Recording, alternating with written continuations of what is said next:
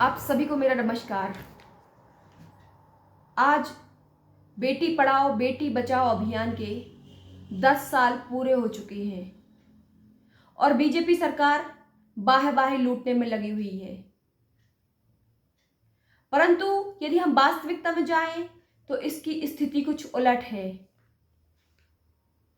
साथियों, आज जैसे ही हम सुबह से न्यूज़पेपर पढ़ते हैं, मीडिया में देखते हैं, मोबाइल खोलते हैं, सोशल मीडिया में देखते हैं, तो हमें हर दिन एक ऐसी भयावह घटना हमारे सामने आती है जो हमें हमारे दिल को दहला देती है, जो हमारे रोंगटों को खड़े कर देती है। और पूरे प्रदेश और पूरे देश के अंदर 6 माह की बच्चियों से लगा करके 80 साल तक की वृद्ध महिलाओं के साथ लगातार जिस तरीके की घटनाएं घट रही हैं, उससे पूरा देश शर्मसार होने का काम कर रहा है। और मोदी सरकार बेटी बचाओ बेटी पढ़ाओ जैसे खोखले अभियान, खोखली योजनाओं के तहत अपनी बाहे लूट रही है। यदि हम आंकड़ों पर जाएं तो सबसे पहले यदि बेटी पढ़ाओ बेटी बचाओ में बात आती है शिक्षा की, 2 शब्द आते हैं, 2 मकसद ही हैं बेटी पढ़ाओ और बेटी बचाओ की। एक तो शिक्षा और दूसरा है सुरक्षा। तो सबसे पहली बात तो यही है कि जब बेटियां बचेंगी ही नहीं तो पढ़ेंगी कैसे? जब बेटियां सुरक्षित ही नहीं रहेंगी तो पढ़ेंगी कैसे?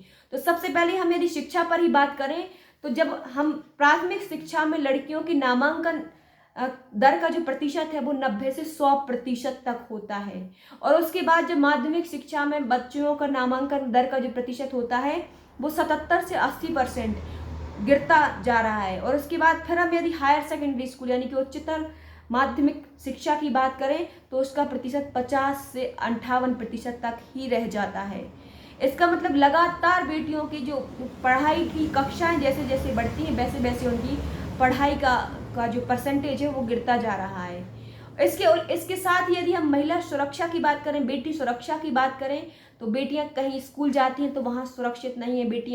लड़कियां यदि अपने दफ्तरों में जाती हैं, कामकाजी यदि महिलाएं हैं वो अपने दफ्तरों में जाती हैं तो वहाँ सुरक्षित नहीं है, बस स्टैंड पर सुरक्षित नहीं है, बसों में सुरक्षित नहीं है, बेटियां कहीं भी सुरक्षित नहीं है।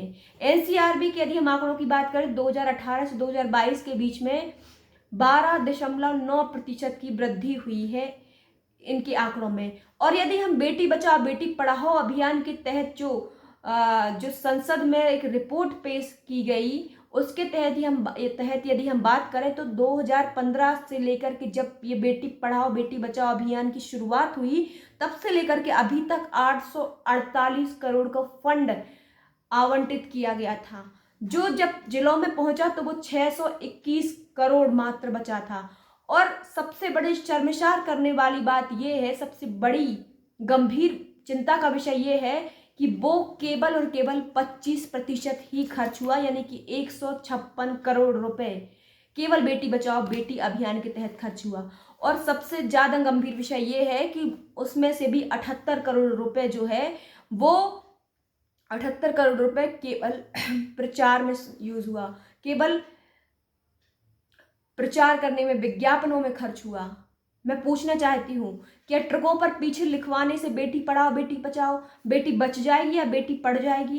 क्या दीवालों पर लिखवाने से बेटी बच जाएगी? क्या आपके न्यूज़पेपर में लिखवाने से बेटी पढ़ जाएगी, बच जाएगी? आपने इसके लिए सकारात्मक दिशा में प्रयास क्या किए? सबसे बड़ी बात यह है, आज हम न्यूज़पेपर खोलते हैं तो हम देखते हैं, मैं कुछ घटनाओं का जिक्र करना चाहूंगी। दमोह में 6 दिसंबर को 12 वर्षीय एक नाबालिग के साथ गैंगरेप हुआ और फिर उसने बदनामी की डर से सुसाइड कर ली। उसके बाद फिर 16 जनवरी को जबलपुर में एक 5 साल की बच्ची से अधेड़ उम्र के व्यक्ति ने रेप करने की कोशिश करी। उसके बाद 6 साल की एक मासूम बच्ची के साथ 21 अक्टूबर की घटना है, सिंगरौली में मासूम बच्ची के साथ रेप हुआ। ऐसे ना जाने कितनी घटनाएं हैं जो वाकई में शर्मसार करती है। अभी जो अपराधी हैं, जो दोषी हैं, जो क्रिमिनल्स हैं, उनको भय नहीं है सरकार का, उनको डर नहीं है, क्योंकि उनको पता है कि मैं कुछ भी अपराध कर दूं मेरे ऊपर कोई कार्रवाई नहीं होने वाली।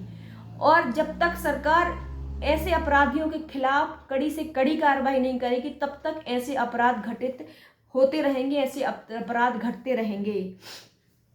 आज हमारे प्रदेश अध्यक्ष मल्लिकार्जुन खड़गे जी ने बात कही कि जो बेटी बचाओ बेटी पढ़ाओ अभियान है वो केवल और केवल बेटी बचाओ बेटी पढ़ाओ नहीं बल्कि अपराधी बचाओ अभियान बन चुका है।